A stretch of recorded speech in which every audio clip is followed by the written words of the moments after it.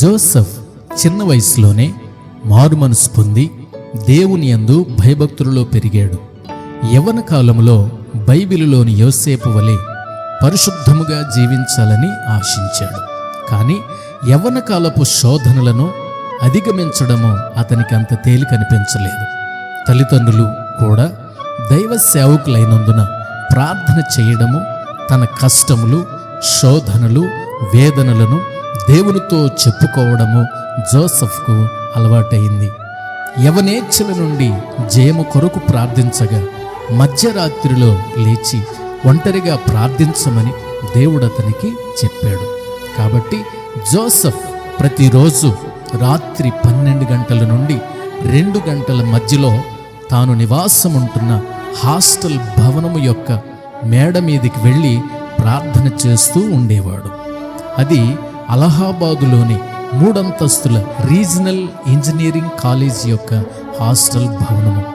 అదే హాస్టల్లో ప్రతాప్ సింగ్ అనే యువకుడు కూడా ఉంటున్నాడు. అతడు జోసెఫ్కు క్లాస్మేట్. అతడు ప్రేమ వ్యవహారాలలో విఫలుడై జీవితము మీద విరక్తి చెంది తనువు చాలించాలని నిశ్చయించుకున్నాడు. కాబట్టి అందరూ నిద్రపోయిన తరువాత మేడ మీదకు వెళ్ళి అక్కడి నుండి దూకి చనిపోవాలనుకున్నాడు. పైకి వెళ్ళిన తరువాత అక్కడ ఉన్న దృశ్యాన్ని చూచి ఆశ్చర్యపోయాడు. జోసెఫ్ మోకరించి ప్రార్థిస్తూ ఉన్నాడు. అతని ప్రక్కన తెల్లని వస్త్రములను ధరించుకున్న ఒక వ్యక్తి కూర్చుని ఉన్నాడు. అతడు ఎంతో ప్రకాశవంతముగానున్నాడు. ప్రతాప్ సింగ్ ఆశ్చర్యపడి భయముతో క్రిందికి దిగి వచ్చేశాడు. జోసెఫ్కు ఇదేమీ తెలియదు, కానీ దేవుని సన్నిధి తనతో ఉండడాన్ని గ్రహించాడు.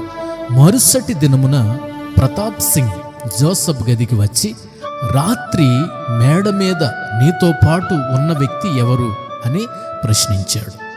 నాతో ఎవరునూ లేరే, నేనొక్కడినే ప్రార్థన చేసుకుంటున్నాను. నేను ప్రతిదినము ఆ సమయంలో ఒంటరిగానే ప్రార్థిస్తూ ఉంటాను అన్నాడు జోసెఫ్. లేదు, రాత్రి నీ ప్రక్కన తెల్లని వస్త్రములు గల ఒక వ్యక్తి నిలబడి ఉండడము నేను కళ్ళారా చూశాను అని ఖండితముగా చెప్పిన ప్రతాప్ సింగ్ తాను జీవితంలో విసిగి వేసారి ఆత్మహత్య చేసుకోవడానికి అక్కడికి వచ్చినట్లు జోసెఫ్ను అతనితోనున్న ప్రకాశమానమైన వ్యక్తిని చూచి వెనుకకు వచ్చినట్లు వివరించాడు. జోసెఫ్ యేసు ప్రభు యొక్క ప్రేమను గూర్చి వివరించగా, ప్రతాప్ తనను మరణము నుండి కాపాడిన ప్రభువు ప్రేమకు బద్ధుడై యేసు ప్రభువును నిజమైన దేవుడని నమ్మి ఆయన యందు విశ్వాసముంచి ఆయనను వెంబడించాడు ప్రతాప్ సింగ్.